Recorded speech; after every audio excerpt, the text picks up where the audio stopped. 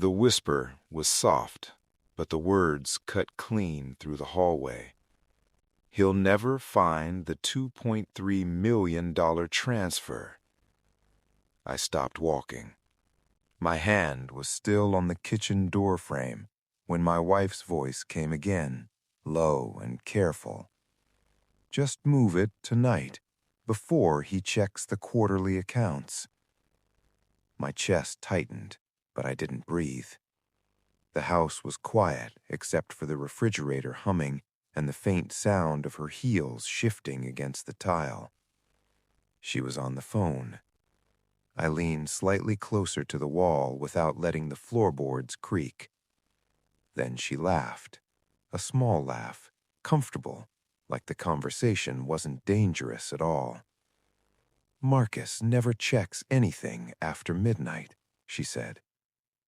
That's when something colder than anger settled inside me, because it was 12:47 a.m., and I was standing 10 feet away. My name is Marcus Hale, and I was 45 years old when I realized my marriage had just become evidence. But I didn't move, not yet, because the next sentence would change everything, and I needed to hear it. 3 hours earlier, nothing felt unusual. The house smelled like roasted coffee and cedarwood, the scent Claire loved in the evenings. She was sitting at the dining table in her soft gray sweater, the one with slightly frayed sleeves she refused to throw away. She looked peaceful, almost gentle. Claire lifted her mug and smiled when I walked in. "You're working too much again," she said. That smile had always been dangerous, not because it was fake, but because it felt completely real. We'd been married 12 years, and the rhythm of our lives was quiet, predictable. Saturday grocery runs, morning espresso at 7:10 a.m. sharp. Her habit of leaving the porch light on, even when we weren't home. Little rituals that make a house feel permanent. That night, she asked if I could review some financial statements for her company the following week. "Nothing urgent," she said casually. I agreed without hesitation. Trust is a strange thing. It doesn't feel like a decision when you're inside it. It feels automatic. Later that night, she kissed my cheek and said she might stay up late answering emails. I didn't question it. Why would I? But as she stood from the table, she paused for a fraction of a second, just long enough for something small to feel misaligned. She asked one question. "Marcus, do you ever check the business accounts after midnight?" I remember laughing. "No," I said. "Who does that?" She nodded, too quickly, and that was the first moment something felt wrong. I didn't confront her. That was the first decision. The second decision was silence. At 2:14 a.m., after Claire went upstairs, I opened the smart home dashboard on my laptop. We had installed the system 2 years earlier. Cameras, motion sensors, audio logs. Mostly for security, but the system recorded everything, especially the hallway outside the kitchen. My fingers felt steady, which surprised me. The playback loaded. 12:46 a.m. Claire stood near the kitchen island, phone pressed to her ear. The audio was clear. "Move it tonight," she whispered. My stomach tightened. Then the next sentence arrived. "Marcus will never check the transfer." The timestamp blinked. 12:47:09 a.m. I replayed it 3 times. Each time the words sounded more deliberate, not emotional, strategic. At 7:41 a.m. the next morning, Claire poured orange juice and kissed my cheek before leaving for work. She looked exactly the same. That might have been the most unsettling part.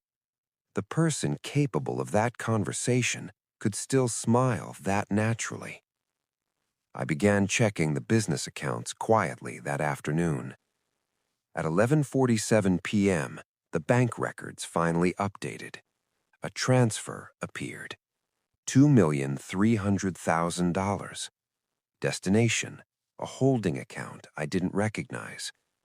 My pulse slowed. Not faster, slower, because panic had already passed. This was calculation now. The next morning, I called Daniel Ortega, our corporate bank manager. I didn't explain everything, just enough. "Can you tell me who authorized a transfer last night?" I asked. There was a pause on the line. Then Daniel said something that made the room feel colder. The authorization came from a joint executive credential and a secondary legal verification. Meaning? Meaning a lawyer approved it.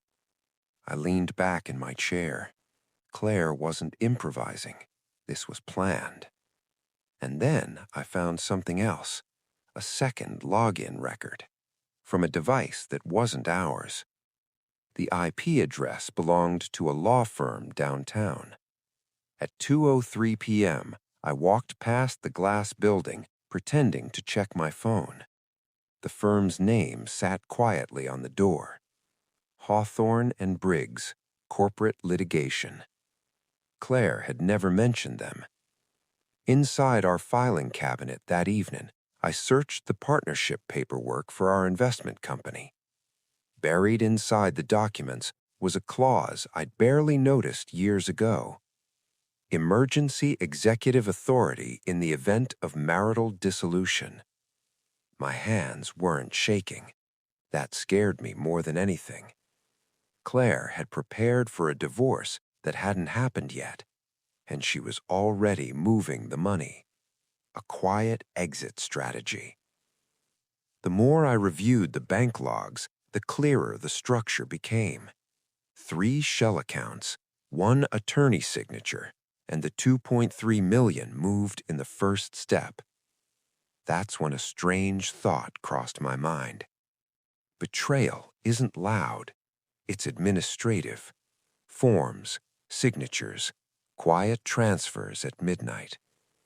At 9:16 p.m., I met with a different lawyer, not the one she hired, mine. Her name was Angela Pierce, and she listened without interrupting.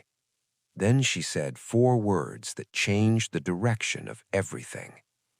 "Do you have recordings?" I nodded. Angela smiled faintly. "Good," she said. "Then we're not reacting anymore. We're preparing." That night, I took the first step Claire never expected. I froze the remaining company assets, quietly, legally, and completely. For the next 10 days, I behaved exactly the same. Morning coffee, dinner conversations. Claire laughed at the same television shows. She believed the transfer had worked, and that belief was important. At 6:22 p.m. on Tuesday, she casually asked if I had reviewed the quarterly account summaries yet. "Not yet," I said. Her shoulders relaxed, just slightly. Behind the scenes, Angela had already filed protective notices with the bank and alerted corporate auditors. The remaining $4.8 million in company funds couldn't move without triggering a legal freeze. Claire didn't know that. The law firm didn't know that. And the attorney who authorized the first transfer definitely didn't know that. Then Angela suggested something else. Let them try again. Because intent matters in court, and evidence matters more. At 11:53 p.m. 3 nights later, the smart home recording system activated again. Claire stood in the kitchen whispering into her phone. She hasn't noticed anything. She? My lawyer. Claire thought Angela was her lawyer. That misunderstanding was the final trap. Claire was close, dangerously close, but she still believed the game was hers. The meeting happened in a quiet conference room. Claire walked in first, her attorney beside her. Angela sat across from them. I stayed silent.